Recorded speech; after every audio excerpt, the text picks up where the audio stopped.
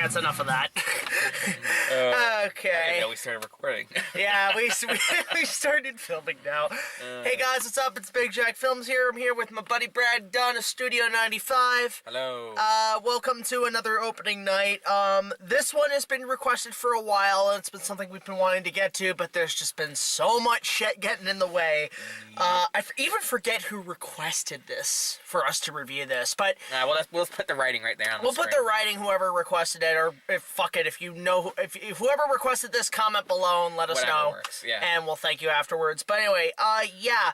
Unfortunately, we have not seen any of the many new movies that are out right now in theaters. Black Panther, I haven't seen yet. I haven't seen shit. No, I haven't seen anything either. I just haven't had time to really, because again, entertaining you guys, the con reviews and everything, you know. And anyway, so we decided to see, or just watch, an older movie, and it's a movie I haven't seen, which is Quentin Tarantino's Pulp Fiction. Now, full disclosure, fucking love Tarantino. Hang on, I'm just gonna... Yeah, it's blurry. Yeah, the blurry shit, it's fine. But full disclosure, I love Quentin Tarantino. He's one of my favorite directors. I think the first full movie I ever saw him in, or I ever saw that he directed, was Django Unchained, and I fucking love that. That was an amazing movie. Especially coming from a background where I watched a lot of spaghetti westerns, Good and the Bad and the Ugly, Fistful of Dollars, and so on. So I've seen that. I saw... Oh, you know what? Actually, no. Fuck, that's a lie. The first movie I ever saw that he did was Inglourious Bastards. Oh, okay. That movie's badass. I haven't seen it since, but I remember fucking... Have you seen that? No. That's a good one. That's a good one. But then I saw Django, and that's one of my personal favorites. So now I'm slowly getting into reviewing more Tarantino films. Holy shit! Yeah, things just blurring left, right, and Hey, center. if that happens, let us know. So I'm slowly getting into more Tarantino films. I feel like there's a place for me to watch a lot of those films. So Kill Bill is on my list, along with a few others. So yeah, Pulp Fiction. This was pretty much the first real film, aside from Reservoir Dogs, that got him huge critical praise and a lot of attention through Hollywood. And mostly because it was a low budget and had an all-star cast. So Samuel Jackson, John Travolta making a second comeback.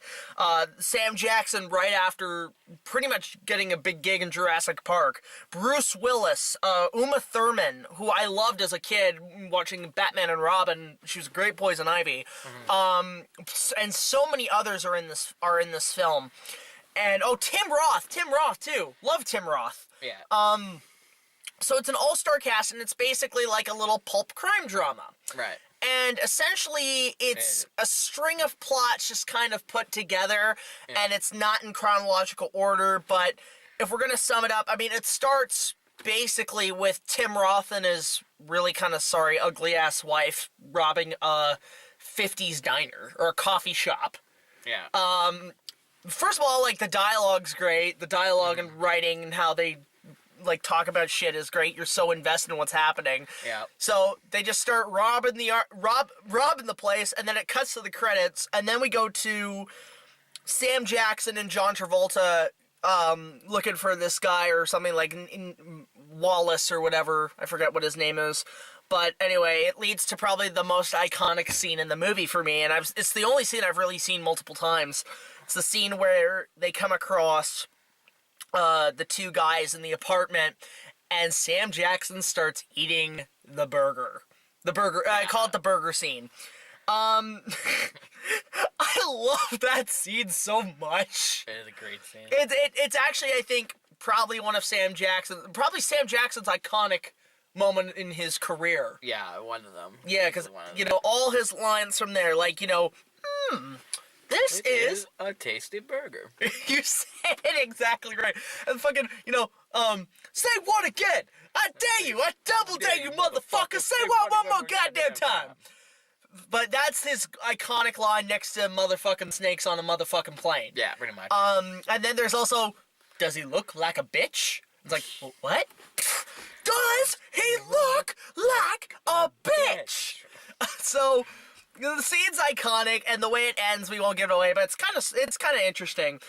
But then there's all this other stuff. It all revolves around this character named Wallace, who apparently is the boss of all these multiple guys, like all these multiple people's lives. So Sam Jackson, John Travolta, Uma Thurman, Bruce Willis, they're all under the guidance of this one Wallace dude.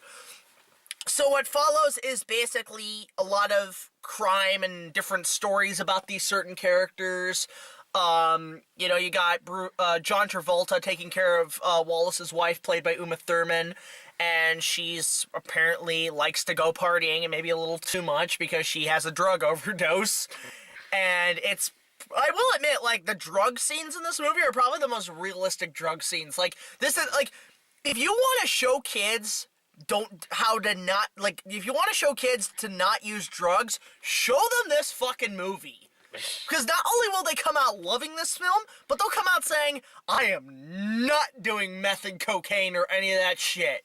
Fuck that. And that's the thing. Kids, don't do drugs. Don't do drugs.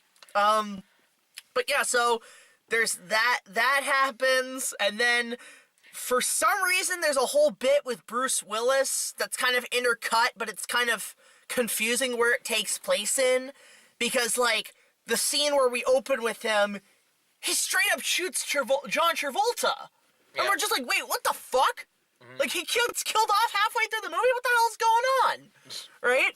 And it turns out this takes place after. Yeah. After everything's all resolved and shit. Yeah. So, he basically is a fighter, Bruce Willis, he's a fighter, and then he decides to leave because he doesn't want to pay Wallace any of the money and shit. And it leads to one of the most disturbing scenes, one, in this movie, but two, one of the most disturbing scenes, period. That's the fucking pawn shop rape scene. Oh, God. Yeah, that was something. I did not see that coming. And especially when they take Wallace, the cop, and it fucks him in the ass, and I'm like, what the fuck? Like, what? That is fucked up in the head. And thank God they get their comeuppance, but Jesus Christ. That's insane. Whoever requested this, I was not ready to watch. We were not.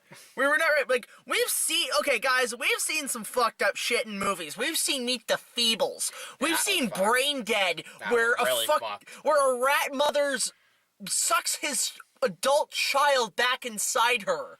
Like, we've seen some fucked up shit. Yes, we have. But, I mean, even the realistic shit we're not ready for. Mm-hmm. So, that shit happens, and then fucking, that leads back to the coffee shop, and, Sam Jackson, John Travolta are kind of saying, you know what, we've been through hell and back together, let's retire, let's just go retire and just have some fun. So, they're about to retire and have some fun, but they're in the middle of the scene where Tim Roth and his wife are about to rob the fucking place, and I love how Sam Jackson just becomes the peacemaker. I know, I love that. That was great. How it all they settles things right there and there. There's no need they have guns pointed at each other, but at the same time, they're like, bro, you don't want to do this. Look, here, just take this. It's cool. Get out of here. You're fine. See, that's me. Like, if I ever had, like, guns pointed at me and they asked for, like, my wallet and shit, I mean, I'm obviously gonna give it to them, but at the same time, I'd be like, okay, guys, I know you've had a bit of a rough time. Can I get you some McDonald's or something? Can I get you a coffee? Would that make you guys feel a little bit better? And they'd probably be like, either A, they'd want to shoot me, either way, or B, they'd probably be like, you know what? Yeah, I've had a shit day, let's go. See, that's how you win an argument. You just make peace with people. Yeah. So, overall, the movie is, I had a lot of fun with it. Yeah, it was a really fun movie, really great movie. Yeah, like, I mean, loved it. It's a good movie. This is my first time sitting through it. Same here. And I just think that's the thing I like about Tarantino. As much as his movies can be fucked up and can be have real sensitive subjects, you have fun with them. You really do. You're so invested in everything that's going on. Mm-hmm. So, like, I mean, Obviously, best character in the movie.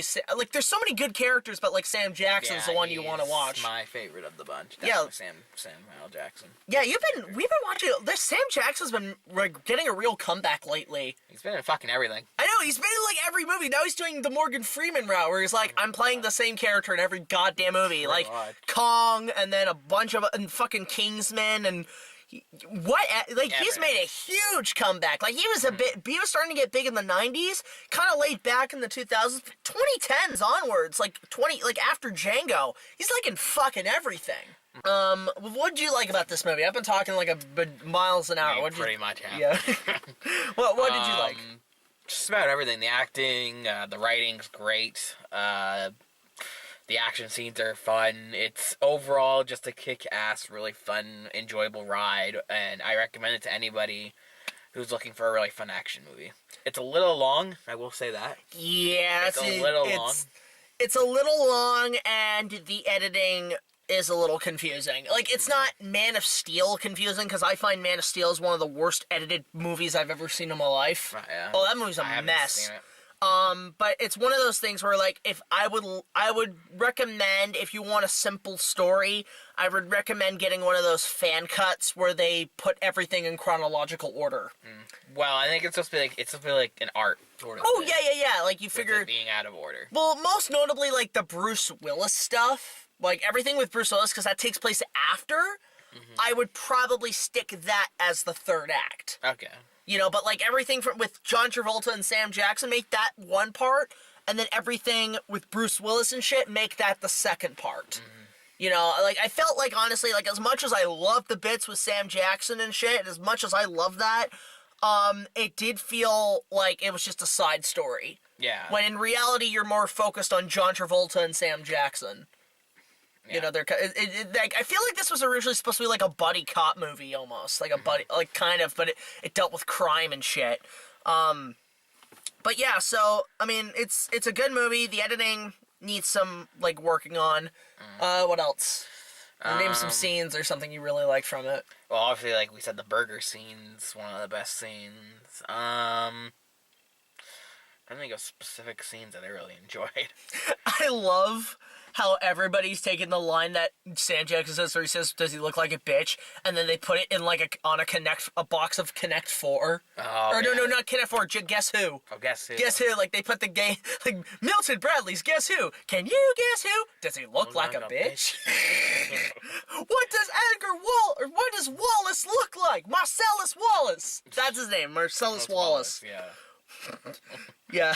But that's the thing. The scene has so many iconic lines, so many iconic scenes. Very quotable. Oh, very quotable. I think this is one of the most quotable movies of all time. From what I heard, it's up there. It's gotta be. I mean, some of my favorite quotable movies of all time, like Kong especially, Jurassic Park, Back to the Future, Jaws. Those are the movies that are. Those are some fucking awesome movies. But they're some of the most quotable. And definitely some of the most quotable. Yeah, Star Wars even too is in that Star category. Wars is in that category for sure.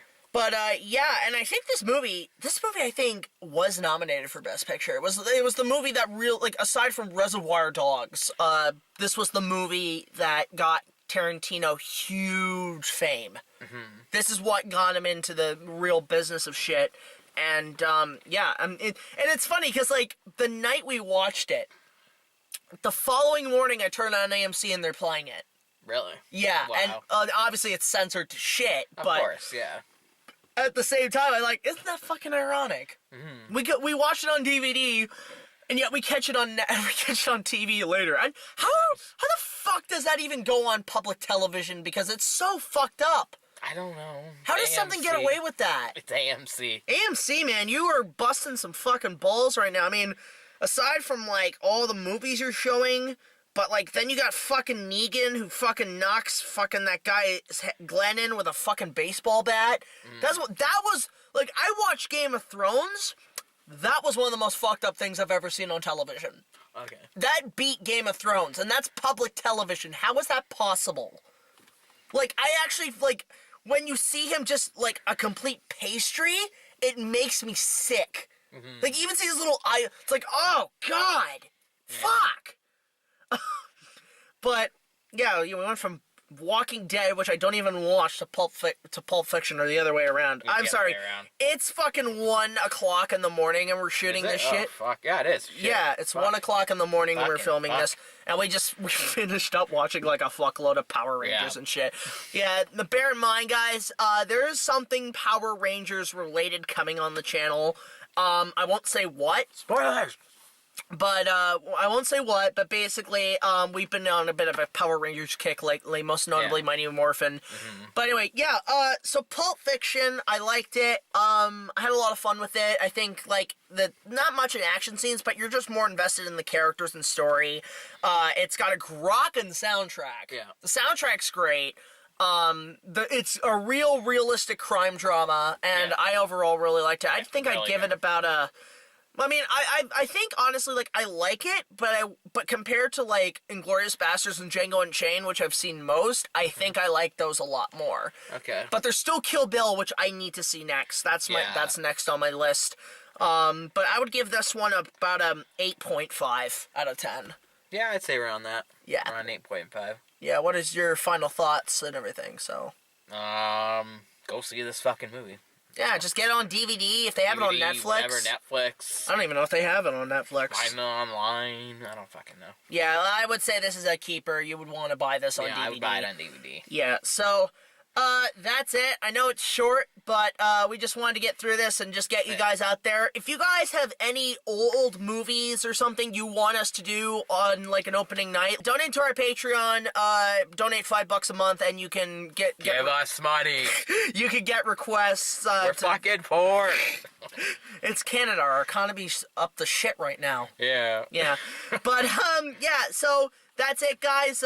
This is BigJackFilms. This is Bradley Dunn. Like, comment, subscribe. God, as fuck. Let us know what movies you want us to see next, and we will see you guys later. And check out Studio 95. Yeah, check them out, too. All right. See ya. Later, fuckers.